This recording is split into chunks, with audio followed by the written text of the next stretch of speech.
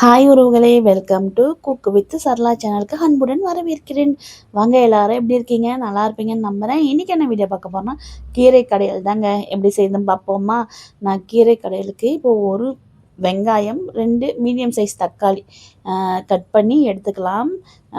தக்காளி வந்து நடு பார்ட்டிஷனை கட் பண்ணி எடுத்துக்கங்க. நம்ம இப்போ 4 3 கூட கட் பண்ணி எடுத்துக்கோங்க. இது கூட 3 பச்சை மிளகாய் எடுத்துக்கிட்டேன். 5 6 பல் பூண்டு அதுவும் தோல் உரித்து எடுத்துக்கிட்டேன். இப்போது ஒரு சின்ன குக்கர் எடுத்துக்கிட்டேன். அதில் சின்ன கப்பில் துவரம் பருப்பு போட்டுட்டு தண்ணி ஊற்றி நல்லா ஒரு 3 வாட்டி களைஞ்சி எடுத்துக்கோங்க. பருப்பை நல்லா தண்ணி மாற்றி மாற்றி களைஞ்சி எடுத்துக்கோங்க. எடுத்துட்டு இப்போ திரும்பவும் தண்ணி ஊற்றிக்கோங்க. பருப்பில் தண்ணி ஊற்றிட்டு இப்போது நம்ம கட் பண்ணி வச்சோம்ல வெங்காயம் தக்காளி அதையும் ஃபஸ்ட்டு வெங்காயம் போட்டுக்கோங்க.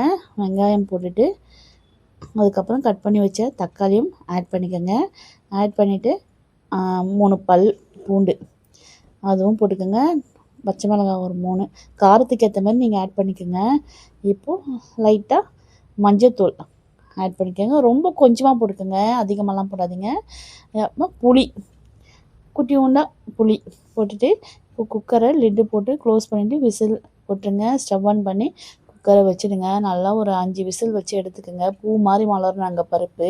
இப்போ நான் என்ன கீரை எடுத்திருக்கேன்னா சிறுகீரை தான் எடுத்திருக்கேன். இந்த இலை பார்த்திங்களா, அப்படியே சின்ன சின்னதாக இருக்கும். இதுதான் சிறுகீரை.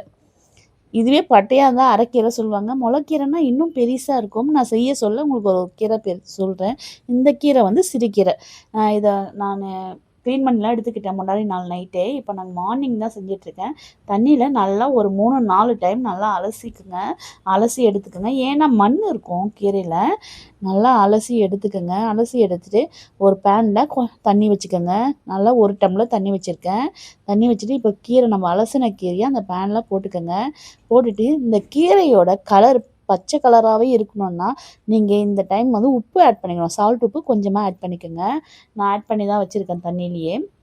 இப்போ பருப்பு வச்சோம்ல, அதுவும் விசில் வர ஆரம்பிச்சிச்சு பாருங்கள். நல்லா ஒரு 5 விசில் வரட்டுங்க. 5 விசில் இது ஆயிடுச்சுன்னா அதுக்கப்புறம் ஸ்டவ் ஆஃப் பண்ணி அந்த ஒரு பக்கமாக ஒரு ஓரமாக இறக்கி வச்சுருங்க பருப்பை.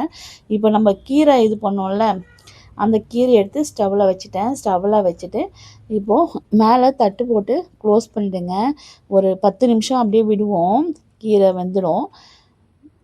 இப்போ 10 நிமிஷம் ஆயிடுச்சுங்க. இப்போ ஓப்பன் பண்ணி பார்ப்போம்.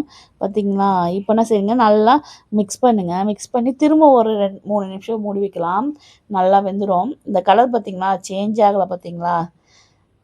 இப்போ நல்லாவே வெந்துடுங்க. இந்த 3 நிமிஷம் தட்டு போட்டு மூடிடுங்க. ஒரு 3 நிமிஷம் அப்படியே விடுங்க. நல்லா குக் ஆகிடும். பார்த்திங்களா, சூப்பராக இருக்குது பாருங்கள்.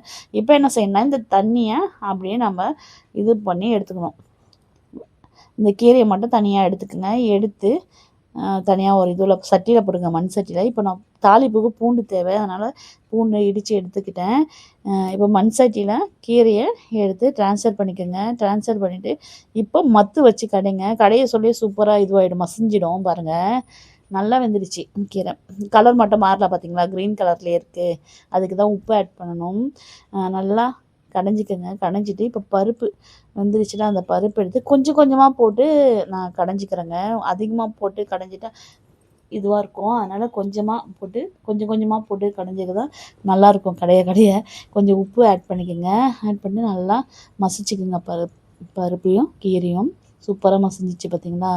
இப்போ இன்னொரு பவுலில் ட்ரான்ஸ்ஃபர் பண்ணிக்கலாம். ட்ரான்ஸ்ஃபர் பண்ணி இப்போ தாளிப்பு ஸ்டவ் ஆன் பண்ணி பேன் வச்சுடுங்க. ஆயில் ஊற்றிக்கோங்க. ஆயில் ஊற்றிட்டு கடுகு சீரகம் ரெண்டுமே மிக்ஸ் பண்ணி போட்டிருக்கேன்.